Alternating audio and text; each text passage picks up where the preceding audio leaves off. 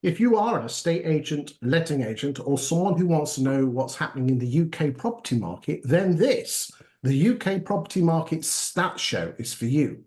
My name is Chris Watkin, and this week I'm joined by Bryan Mansell. We'll come to the wonderful Bryan Mansell in a second. The purpose of this show is to look at what's happening in the property market, the UK property market, right here, right now. Those of you who've not watched the show before, there are lots of data out there from the Nationwide and the Halifax that looks at data from sales from a couple of months ago, 2-3 months ago. The Land Registry will be looking at sales that were agreed 6, 8, 9 months ago. We're looking at what happened last week. And by being able to look at those sort of stats, we can foretell what those indexes that are put onto a pedestal are going to happen, what's going to happen to them in months and months' time. So buckle up, listen up, and find out what's happening in the UK property market this week.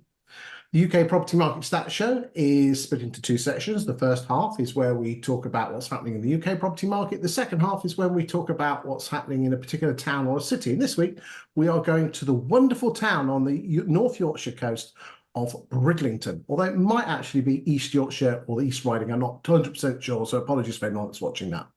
This week, I'm joined by Bryan Mansell. Now, Bryan Mansell used to be massive in the game when it came to Countrywide. He was one of their most astounded and esteemed directors, and when Countrywide were a force to be reckoned with. And now he's the boss man of Gazelle, a firm that helps estate agents with stopping their sales falling through. But whilst it won't be an advert, I'm sure that topic will come up in conversation later. Bryan, how are you today? I'm sure you've got a smile on your face because Liverpool have just won a few matches and some silverware as well, mate. Yes, yeah. I mean, we've just invented a new song at Anfield, which I have had the pleasure of being many, many times, which was we haven't won a trophy since last Sunday afternoon, which was quite nice.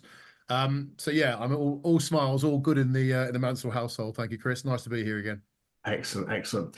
So this week, Bryan, we are looking at week 9 of the UK property market, which for anyone that is, I'll just look at my calendar, is Monday, the 26th of February, all the way through and including Sunday, the 3rd of March. So let's dive in and let's have a look.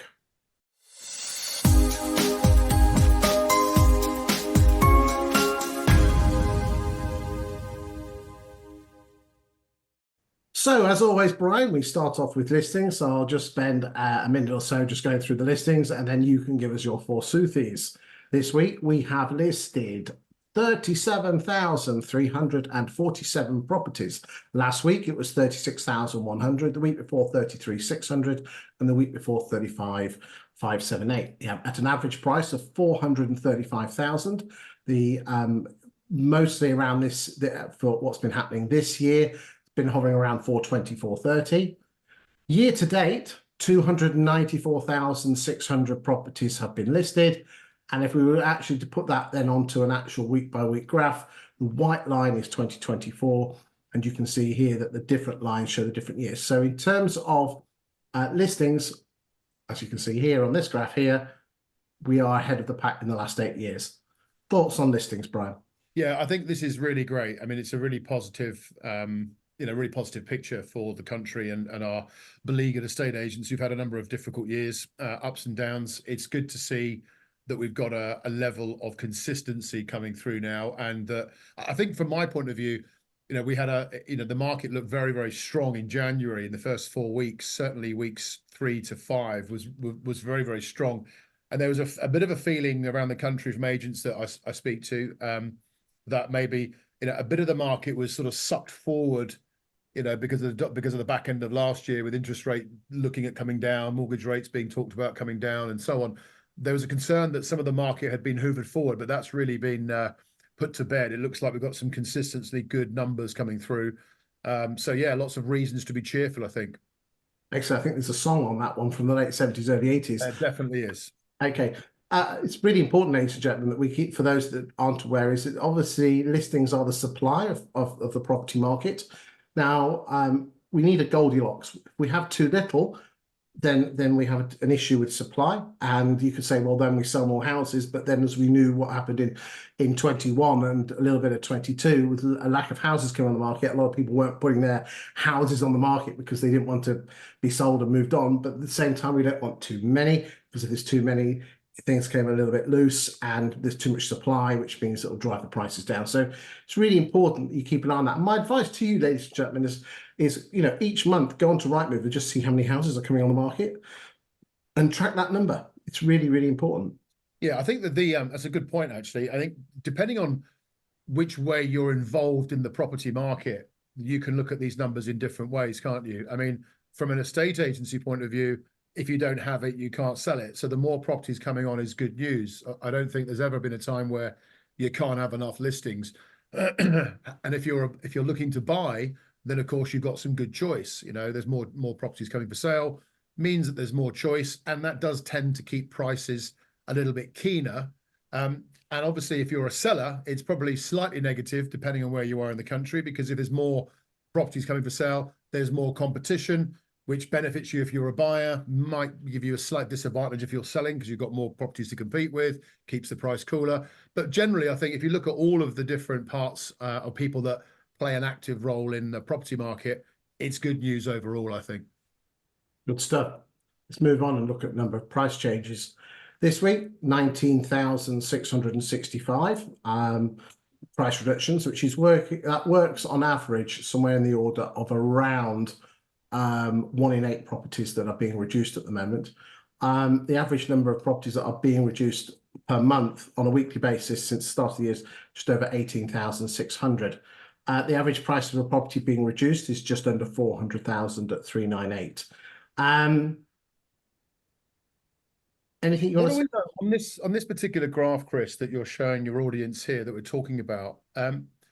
With 398,818, is that the price of the property after it's had a price change, I'm assuming? No. Okay. That is the average price of the property when it got before it reduced. Post-reduction, post-adjustment, yeah? Yes.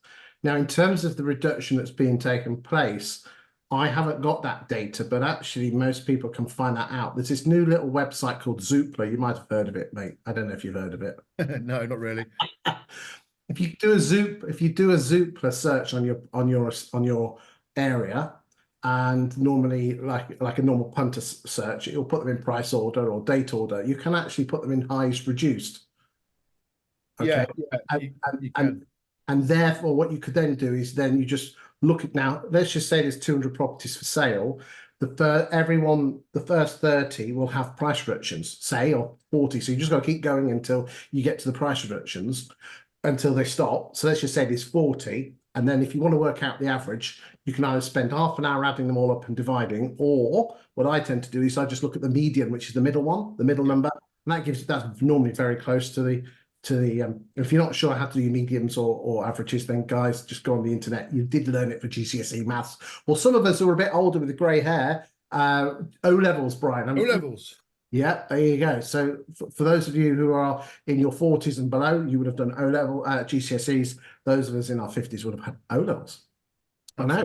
Yeah, it would be good to see, though. I think it'd be good to see if we can at some point, what is the percentage of prices that are being reduced? So for, what is the starting point? Because obviously if you are, literally chipping the price by a couple of thousand, it's likely to have zero impact in the marketing that you're doing and the outcome that you're looking for. Whereas if you're looking at 10 plus, then it's going to most likely have an impact in the outcome, which is to achieve a sale, introduce a buyer.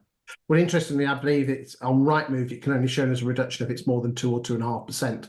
I've never seen anything with a reduction of 1%. So I'm assuming the same is on Zoopla. But do check that out, and you'll get a flavour. There's some really interesting things. Also, do go and check out. There's some wonderful apps out there which allow you to find a property, and then it will tell you with its app through Rightmove the price history of that property. Anyway. Yeah. Now let's move on. The average listing price this week, as I said, was 435. The average price of a property selling this week was 355. So we're always focusing on the gap between the two, and we're looking at this gap here. And the gap this week is 23%. Last week it was 26, and the week before it was 17. I get really concerned when the gap is got a 2 in front of it. So at least it's not 26%, but we just need to be aware of this. Is this something that concerns you, or am I just whittling like I always do? Well, no, I mean, there's nothing on here that that shouldn't be here. But I think there's, when you go back to the graph, if you go back to the graph you had a moment ago, Chris, of the that's it. When you look at that, of course, we've said this before, you know, the properties that are selling, you know, at 355, you can, you know, there's a train of thought that says, well, why are we listing stuff at 435 if it's not selling? And if we're not reducing, you know, you're not looking to reduce a property at 435 down to 355 to sell it. So more of the lower price properties are selling. So as a percentage of stock that's getting sold, when you look at the whole picture, it's, you know, it gives us a number. But the reality is there's still questions behind that, which is if you looked at price bandings, 4 to 5, you know, 3 to 4, and you've applied the same metrics in those bandings, you'd see some different stats. And that's where, you know, local businesses, estate agents in their town should be really looking at their stats. You know, get a whole market view of your town, but also segment it by, like you would do with a buyer. You know, if you've got, for example, you know, 20% of your stock, you know, between 5 and 700, and 80% of the sales are between 3 and 400, then maybe you might be fishing in the wrong pond. You know, the old saying, fish where the fish are, is important. And what these stats can do is to give you an indication, if you like, of where are the fish. So you can go and stand in the right place and you know, and fish, as it were. I mean, just to give you an idea, just whilst you're doing that, so I'm looking at the last 2 years here, and any property that's up to £250,000 would have would had a sale rate of 68.6%. Yeah. Okay, so that's basically any property that came on the market up to 250 grand. Now this is UK figures, 68.6. If we go 1 million plus, that rate comes down to 44.16. Yeah. So what that's telling us there is that the higher price properties have a lower propensity to sell. And if they have a low propensity to sell, that's why there's going to be a gap. Hence the gap that we'll just come back to that gap now. Hold on, there we go. That's why there is the gap. Okay. It's the level of the gap that's important. And again, as Bryan rightly says, you need to work out what's selling so you go fishing in the pond. Because don't get me wrong, we all love the big posh house. It makes us look good and feel good. But if the chances of selling it is 1 in 4, then the only thing it's paying is your ego. Right. Yeah, you say that, Chris, but then equally, I'd take a 1 in 4 chance of selling a property at £1 million. Yeah, because the fee's going to be higher. Yeah, I mean, swings and roundabouts, isn't it? Yeah, of course it is. Swings and roundabouts. Right, let's go and look at gross sales.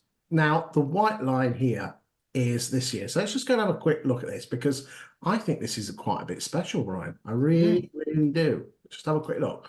The white line is what's happening to sale agreeds up to, as I said, and compare it with 1918 and 2017. These are fantastic numbers, mate. Yeah, really positive. Yeah, really positive. Yeah. I think ultimately, as we've said, I think I might have said when I guested for you before, you know, really look at the most relevant period of time. You know, this year has started significantly better than last year, and you can see that on that graph there. That's really, really good. And if you're taking an average gross sale commission to an agency of what, 3.5K, then, you know, you're talking about 20,000 additional sales, 20,100 additional sales. You know, and that is a lot of commission being applied to the agency market that it didn't have last year. So that's really great opportunity for people. Yeah, I mean, we are 11.11% further on year to date than we were in 2023. And to give you an idea of what the numbers were in 17, 18 and 19, the average was 185. Now, again, let's not forget 2020, you know, this was the Boris bounce. You know, the market was on fire. Everyone was just, you know, we still got another couple of weeks before COVID hit. Okay, the market was on fire and everyone was getting their flags out saying, hey, because let's be honest, 19 was not a brilliant year because it was Brexit and everyone was holding their breath. But to say that we are no less than about 2 or 3% below those levels is extraordinary, isn't it? Well, it is, but you're also, you know, put it into reality, what that actually computes to, and this is, forgive me, you know, roughly, you're talking about if you apply a standard £3,500 commission rate to gross sales, then that gap within 9 weeks in direct comparison to this time last year will account for nearly £70 million of additional commission. Now that's a lot of money. That's £7 million a week of additional commission coming into the industry, which is brilliant news. Well, let's be honest, it's hard work out there and fees are being really hit and costs are up. So it all certainly helps. And again, those negs and values that are watching this, it will help with your commission as well. Absolutely. We've already talked about the average price of property coming in the market, as I said, around 355, and those are the number of sales compared to the same week 9, in all the other years. And again, I think that's pretty good. Yeah. Yeah. Right. Especially 22, because 22 was not a bad year, was it? Pretty good. Yeah. Pretty good start. Yeah. 21. I know it started to get. I know we had the issue at the end of 22 with the quasi-quartile budget, but early 22 wasn't bad at all. And to think that we are literally a hair's breadth away from that, I think it's good. Let's move on. It is good, but also think of it this way. When you look at the costs and particularly mortgage rates during those previous years, it'd be interesting to see the mortgage rates in the comparative years that you've got there. They were obviously smaller in most cases than they are now. So not only have you got a pretty robust performance on sales, you've got that with a sentiment from buyers that are paying 4%, 5%, 6% mortgage rates. So that's really encouraging.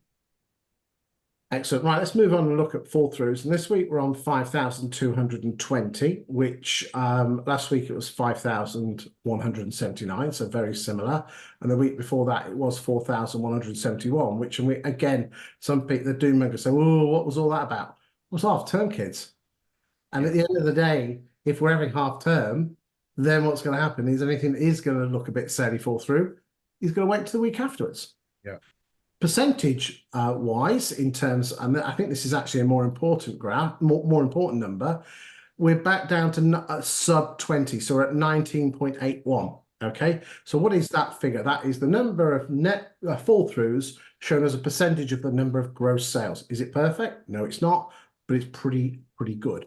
And again, you can see that the downward trajectory is just carrying on quite nicely. Ignore the Christmas bumps. They're just, the numbers are so small that you only have to have a few numbers either way, and it just makes those spikes. As I said, 19.81, which again, people, if you ask 100 estate agents how many sales fall through, they would say 1 in 3. The actual long-term average is 1 in 4, 24.28. Okay, and as I said, there's the fall throughs there. So fall throughs not bad, are they? No, they're not bad, but but the reality is, Chris, you're still having every single day of that week 9 at the lowest, what some of the lowest fall through percentages over the period of those years. You're still looking at 30 properties per hour in the UK sales collapsing. So it's great to sort of pat everybody on the back and say, look, it's coming down, and that's obviously a good stat, but ultimately it's still a major problem. But it is interesting. I know I can say this. You can't, because you'll be accused of selling. So I'm going to do it on your behalf. Ladies and gentlemen, reservation agreements. Bryan runs Gazelle. Others, I have to say this, others are available. But the bottom line is this: okay, Bryan, what's your fall through rate on reservation agreements? It's 4.6%. Okay, ladies and gentlemen, 4.6% fall through rate. The national average, we're all waving flags at 19.8, okay? Do check them out. Go and talk to Bryan, go and talk to other suppliers. But the bottom line is this: you're basically cutting out time wasters where they fall out because of half a tank of bloody oil, or they're not leaving the area in the roof or something like that. It just focuses people's minds. Well, it's like the old saying, isn't it? If you always do what you've always done, you'll always win what you've always won. And that's a very famous statement, and it's very, very true. What are you doing differently? Whether it's having a different approach to your pipeline, or whether it's having a different approach to your marketing or your stats, whatever it is, just your business will either ebb and bob on the tide of the market, or actually you'll market proof your business, which is a far better place to be, market proofing it. Well, what is particularly interesting is that when we go to Bridlington in a minute, there is some absolutely fantastic. I'll hold the surprise. It blew my mind. Even Joanne said, "What have you seen there?" Anyway, let's go and look at net sales. So net sales is the white line, and you quite clearly see here that we are head and shoulders above the 17 to 19 with the orange line. And if you look at it, we are just about to touch the blue line, which is 22. Yeah. I mean, again, you'd have had that, wouldn't you? That's really good. Yeah. Net sales year to date, 157,000, which is 105.7% more than the 17, 18, and 19 average. That percentage, Brian, is getting bigger each week. Yeah. So if we go roll the clock back 2 or 3 weeks, that was about 103. And each week she's going up. So we are pulling away from 17, 18, and 19. So just bear that in mind, ladies and gentlemen. And as I said, we are head and shoulders above where we were in 23, which we would have expected because net sales, gross sales were what we've just discussed that. Anything else before we move on to something else? No, I don't think so. No, I mean it's good news, right? It's opportunity, which we've said before. It's sustainable. So yeah, go and make hay while the sun shines. Okay, but at the same time, don't go and overvalue. But we'll hold that thought because we've got some interesting new stats that we're going to show you. Okay, price changes as a percentage of listings, 52.5. This is one of your favourite graphs, being an ex-countrywide chap. Any thoughts on this? Why is this important to people? Well, it's always important to people because it's showing, what it is doing is it's showing you that your farm, if you like, because there's, you've got to be a bit of a hunter and a farmer. It's a combination of both. Hunt the new business, farm the existing business. But actually, if you're looking at the number of stock that you're carrying and you're reducing over half of it, there's a message there. There's something that's telling you now. It's an ultra competitive market winning the business in the first place. But if you're using statistics, it's providing logical certainty to your customers that you don't want to have them on the market sitting around and then having to go through a succession of price adjustments to achieve a buyer. Most people that are selling a property don't want that process. They want a process of coming on the market. You should be able to establish a price, whether you've positioned it right in the market from a price perspective, literally, I believe within 2 to 3 weeks tops. And then that's the point in which the change is made and then the property gets sold. Ultimately, what we don't see from this is the propensity of the sellers of property expecting certain prices, which is a definite driver of listings. Agents are quite normally clued up in terms of where the position, within a few percentage points of where a property should sell, but they are largely driven by the sellers in some cases. So it's no surprise. And look, the net result is this is all components of a machine that is designed to get one outcome, and that is somebody actually moved. And to do that, you need to get the price right and then have and find a buyer. And whether that happens in week 1 or week 6, as long as it happens before you lose the opportunity to make it happen, then it's okay. Gross sales as a percentage of listings? Yeah, strong, 71%. Well, just under 71% is a pretty robust number. Really, we want to see that, and we should see that ticking up as we go, and getting towards the 75 to 80%. But the 76% is the margin that you would need to be aiming for, which is generally the accepted level that you should, for every 10 houses you list, 7.5 should be going in your bottom drawer. This is something I've just launched this morning. Yeah, I saw that. Okay, so basically, when a property only leaves an estate agent's books for 2 reasons: she exchanges or she withdraws. Okay, some of those withdrawals might go to other agents. So what we've measured here using 20 EA data is looking at all the properties that have left estate agents' books in 2023, and then worked out which ones have exchanged and which ones have withdrawn. And the bit that's absolutely scary is that last year in 2023, estate agents were only paid on 52.9% of the properties that they listed. The rest got withdrawn. And then if you look at the regional stats, there is London, that's inner and outer London. Inner London is knocking on the door of really low 30s. So they only put on the market, they only get paid on 3 out of 10 listings. Obviously, Scotland's a higher figure because of the law system. But is it? Well, they're less likely to fall through, aren't they? Okay. That's interesting, because that's obviously my mission, is to replicate the Scottish market in England. And if you did that, even by 5 percentage points, what a difference that would make. I mean, you have a different, you have a completely different industry. Just imagine, everybody that is a practicing estate agent is doing it for one reason, and that is to help people move and to profit from it, for the net result of that. And we've only done that in a year on, just a fraction over half the people we've dealt with. The cost on all the properties we haven't sold is frightening. No, Frightening. right, no, Brian. Most employed estate agency valuers are there because it's Tinder for ugly people. Okay. They basically not do anything to do with rudeness here, but just basically they just go around people's houses and they get people to like them. So they go around and says, we didn't get it, but they liked me. And can I have my monthly bonus for listings, please? Yeah. Yeah, there you go. Happy days. But that's another story. That is another completely story for a different day. Let's just go and have a look at some other new stats, which let's just pull that up. Hold on a second. Hold on, let me just pull that up, make it a bit bigger. Hold on. There we go.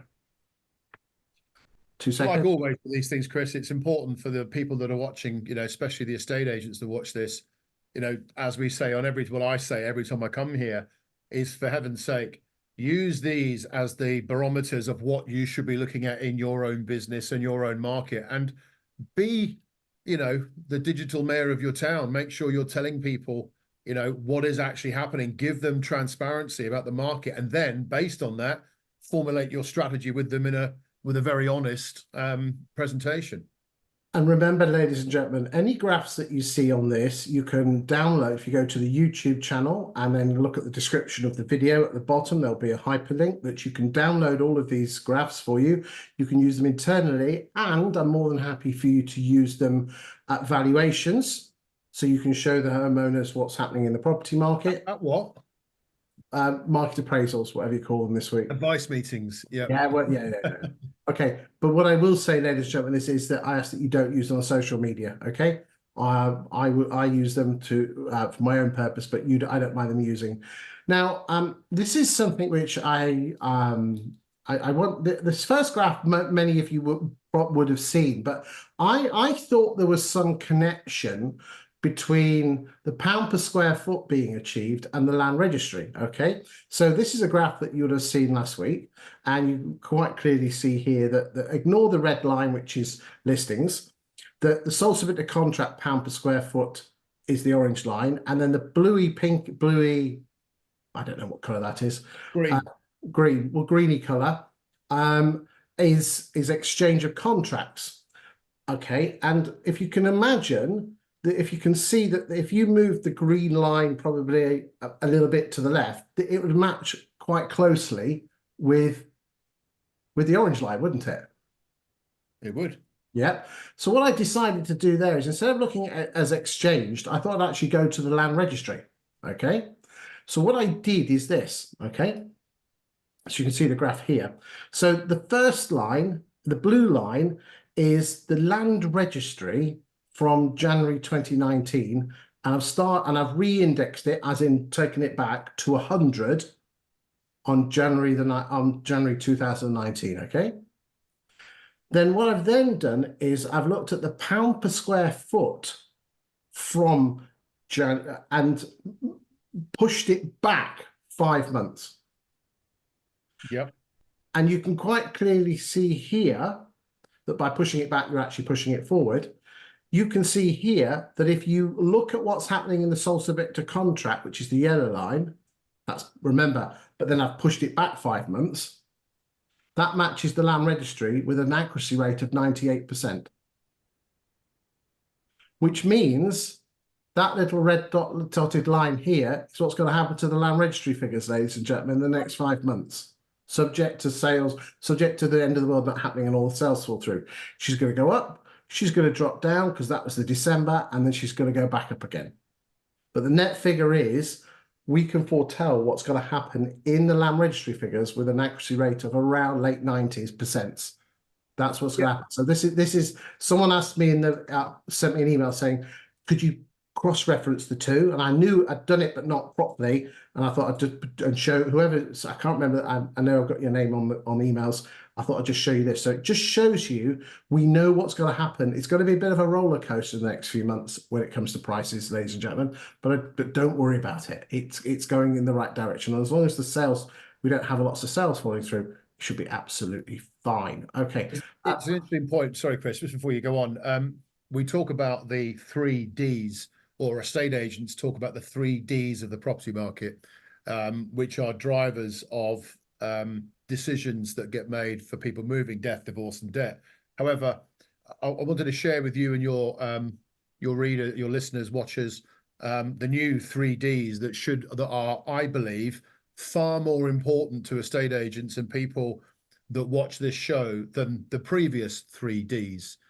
So we just to recap, we used to talk about death, divorce, and debt as being drivers of the market.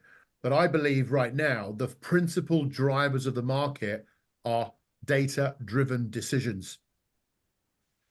Using the data to drive your decision-making process across all fronts because of what you've just shown there, applying some data analysis, some interpretation and interrogation, you can actually accurately, to 98%, forecast what's happening. And if you imagine as a business owner out there, as an estate agent, that you are able to have that for your local market, what a difference that would make to your forward planning.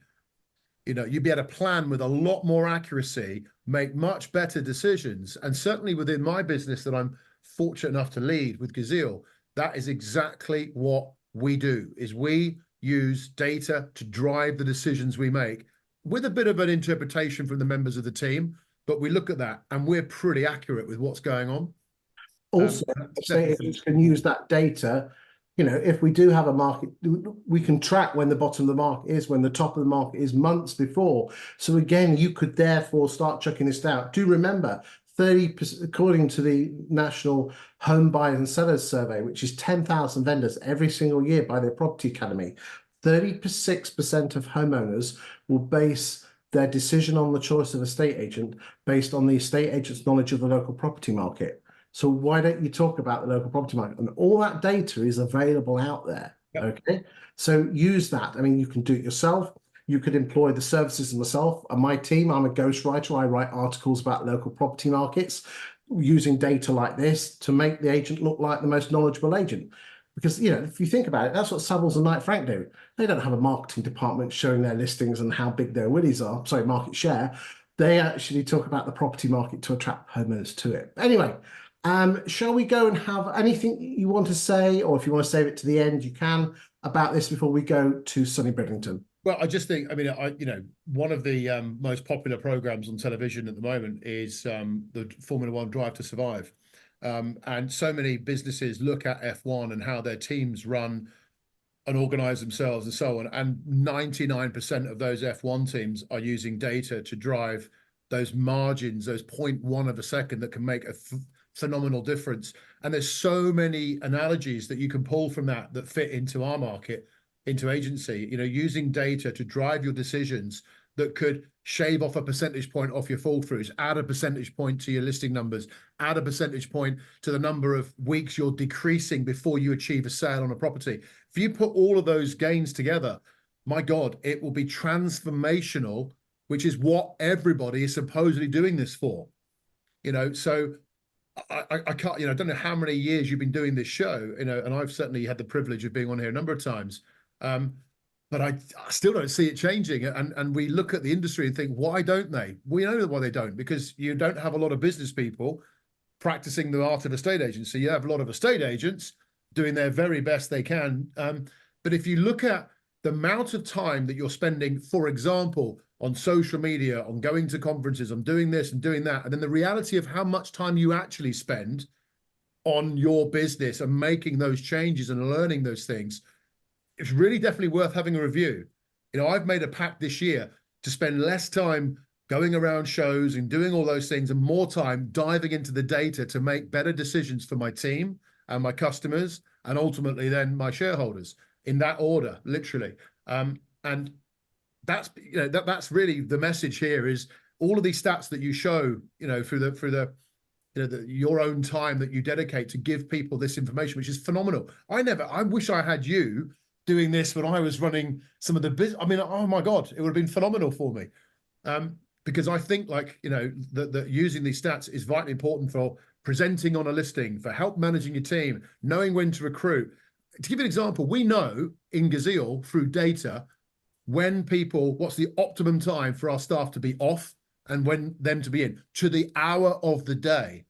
because we look at it microscopically so we can make good decisions so that the customers of Gazelle are never left in the lurch because we got too many people off at the wrong time. You know, that's quite minute, but it's really important to use the data to analyze this, especially if you're providing it for free. Thank you for that. Let's now go to Bridlington.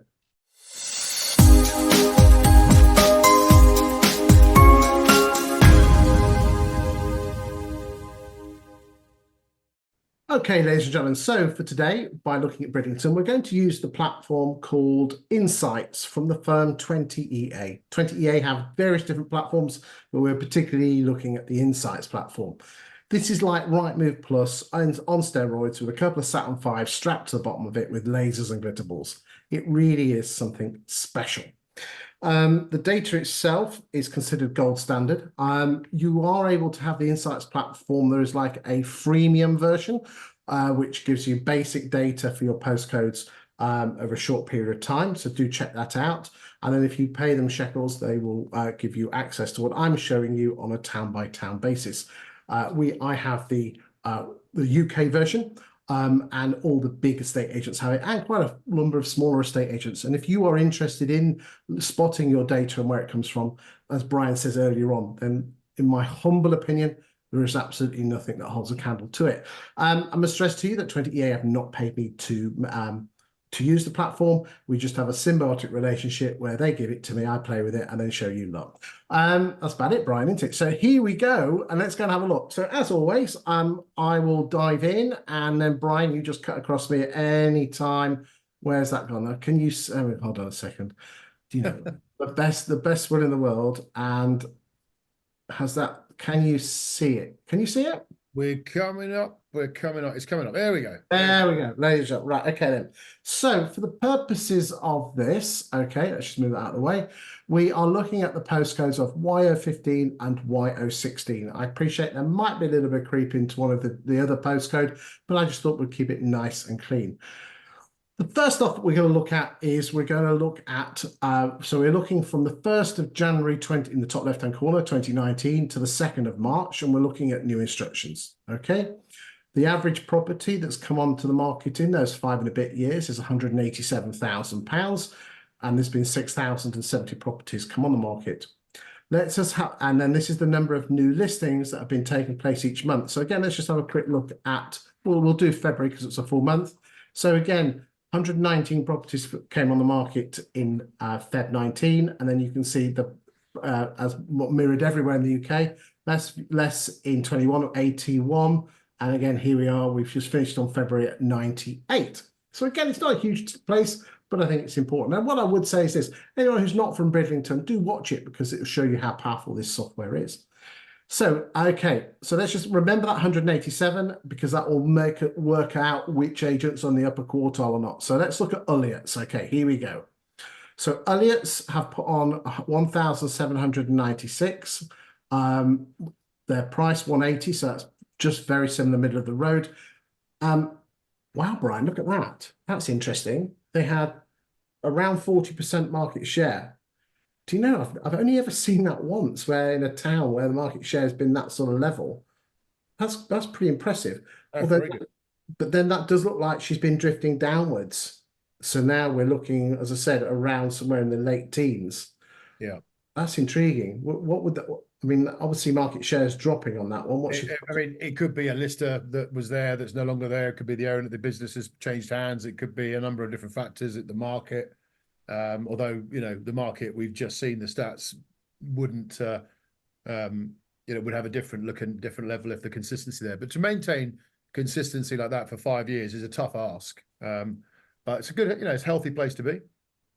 Again, what you tend, although looking, because ladies and gentlemen, we do this show every week and have done for the last 60 or 70 weeks. That does surprise me from the number one. I've normally treading water and a slight drift off. So if I was Ulliott's, we're not criticizing in any way. I'd be concerned why your market share. And again, we're all very guilty of looking at last year, aren't we, Bryan? But we're not very good at looking about more long term. Let's have a look at Nicholas Belt. Okay, so they've got an average price of 198, which means they're slightly middle upper.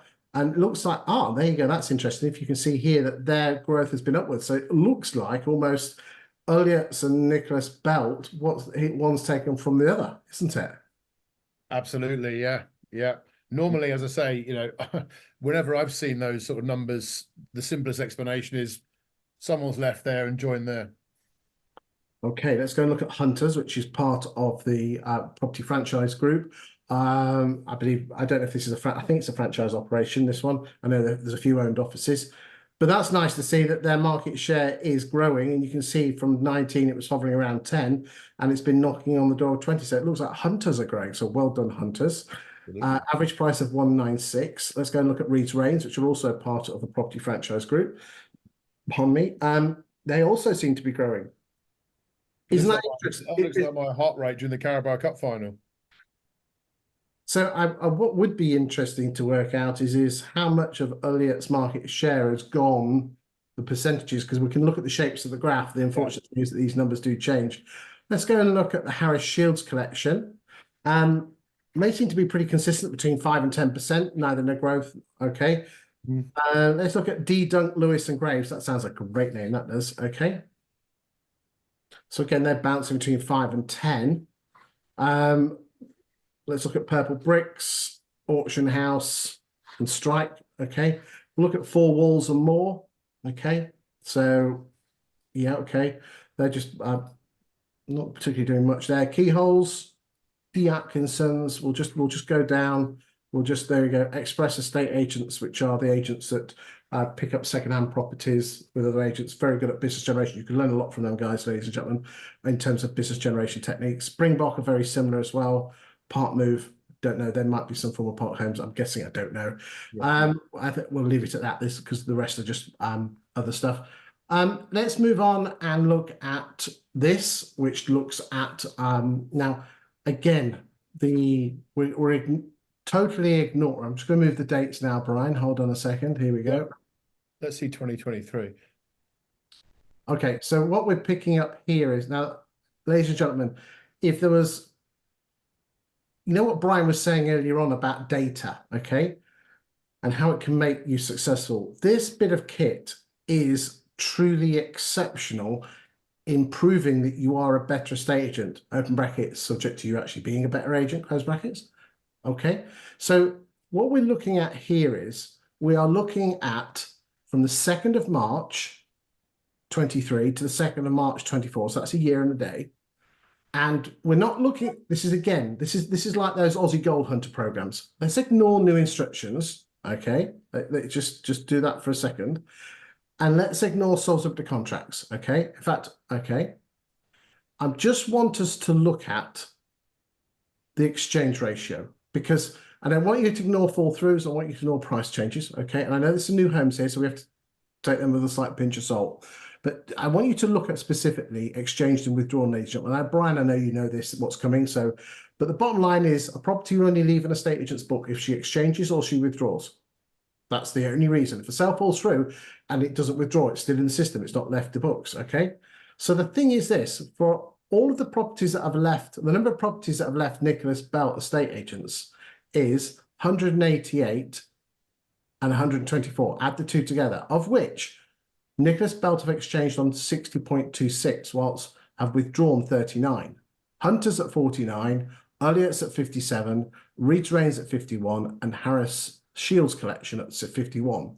So therefore, the average is 47.3% in Bridlington in the last year.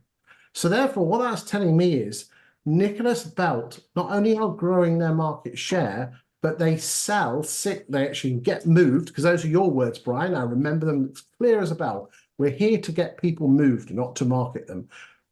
6 in 10 houses, whilst Hunters for, well, 1 in 2.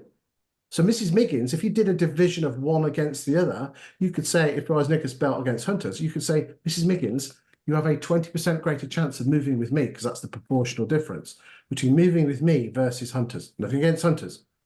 But I think this is wonderful. This is great data that you can compare yourself with your competitors and actually say, we need to get more. So, you know, some of that could be reservation agreements, which is what we talked about earlier on with Brian. And then we could talk about sales progression. You know, the longer a sale goes on, the more likely it's to fall out of bed. Have you considered outsourcing sales progression? because they can get them through in 11 weeks. Have you considered getting solicitors instructed, hey, on listing, getting the pack ready to go? You know, it's basic stuff, but agents don't do this. They just see themselves listing, right, next, listing. When in reality, you know, hunters are only being paid on 1 in 2 houses. Nicholas Belt are being paid on 6 out of 10 houses. Yeah, like you say, it's you know, it's great having the opportunity to look at this, but it's then how do you interpret it, and then how do you execute a plan on the back of it? Because there is a plan. If I was in charge of any one of those top 14 agencies, I'd have a plan in place for how I could get dominate, how I could get market share. You know, absolutely. And for, you know, a number of them, your plan would be different to the one of the you know, your competitor. So you can't take your competitor on head on the same USP unless you know, if you haven't got a USP, then good luck. You know, what is your unique selling point? These stats, like we've talked before about the magic eye, if you understand what you're looking at, educate yourself if you don't, but when you understand them, there's the magic eye. That should be, for the next month at least, what we talk about across all fronts of the business. You know, all members of the staff are then trained on this is our focus for the month of March. We have a 20% greater chance of selling someone's property and moving them than any other agent in Bridlington.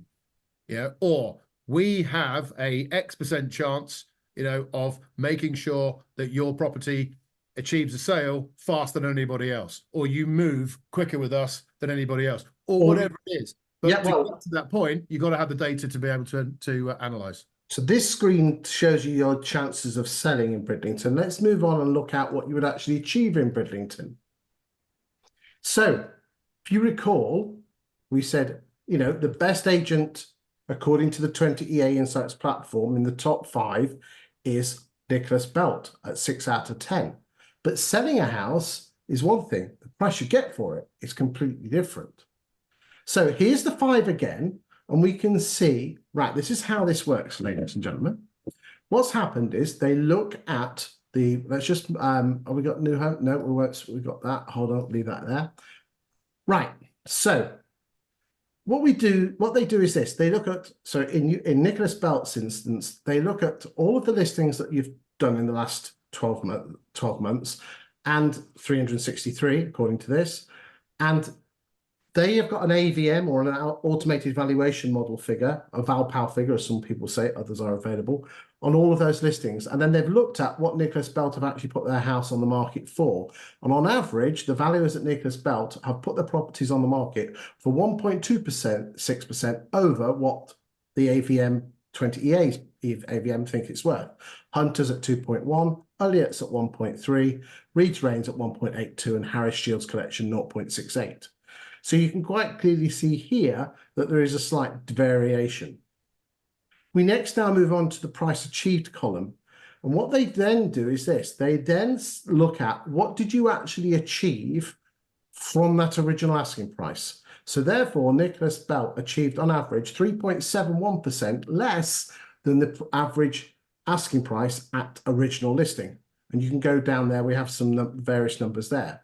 Now, the problem with percentages, people don't get them particularly well. So what they do is this. They take an average, the bottom line is this.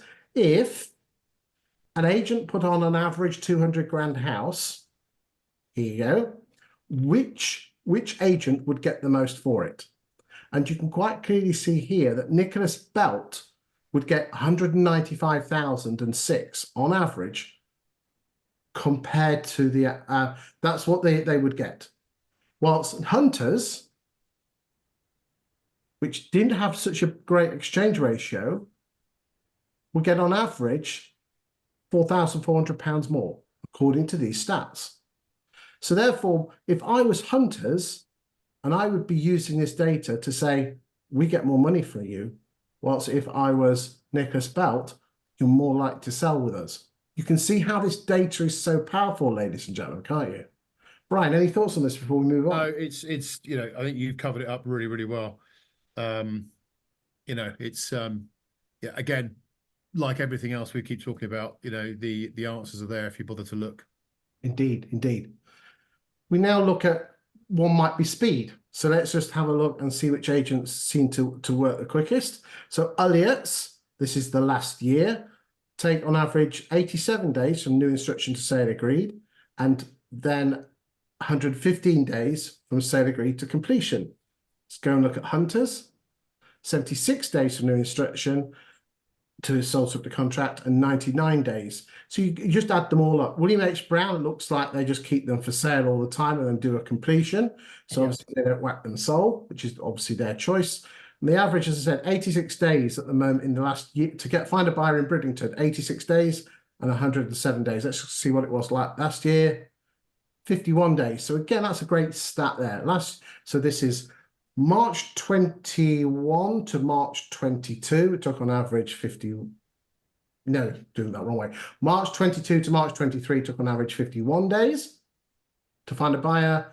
And in March 23 to March 24, 86 days. So again, stats that you can use. Anything on this before we go and look at the lettings, Brian? No, just the fact that it's good to see that the time to completion has come down over the last year. It is. Always an important thing, not keep people waiting around. Okay, so we're looking at the lettings, and we just look at the last. So this is the last 2 and a bit years, and we can just generally get a flavour of new instruction levels. Again, because most of these are recycled, it's very difficult to see how many of these are new landlords and how many of them are ones that are just relisted stock. You just get a flavour of who the market leaders are.